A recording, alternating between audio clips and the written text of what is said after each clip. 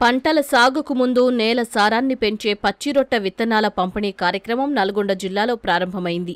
50% రాయితీతో జనుము, జీలుగా, పిల్లి పెసర విత్తనాలను అందిస్తున్నట్లు అధికారులు వివరించారు. జిల్లాలోని విత్తనాభివృద్ధి సంస్థ ద్వారా ఉమ్మడి జిల్లాలోని పలు ప్రాంతాల రైతులకు పచ్చిరొట్ట విత్తనాలను సరఫరా చేస్తున్నారు. ఇందుకోసం 104 విత్తన విక్రయ కేంద్రాలను ఏర్పాటు చేశారు. ప్రధానంగా మనం ఎండాకాలంలో వేసవి దిక్కులు స్టార్ట్ చేసే క్రమంలోనే జీలుగా, జనుము, పచ్చిరొట్ట ఎరువులు వేసే అలవాటు.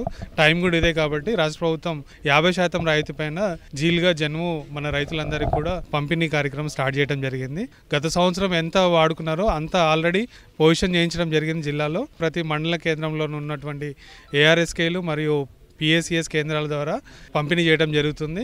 రైతులందరూ పచ్చిరొట్ట ఎరువులు వేసుకోవడం వల్ల లాభాలు మనందరికీ తెలిసినాయే. రసాయనిక ఎరువులను కనీసం ఒక బస్తా మనము యూరియా తగ్గించుకోవచ్చు. 30 నుంచి 40 రోజుల లోపు మనకు పూత వస్తుంది. ఆ టైంలో దీన్ని అదే పొలంలో కలిగి దున్నేసినట్లయితే నిస్సారమైన భూమి మళ్ళీ సారవంతంగా మారుతుంది.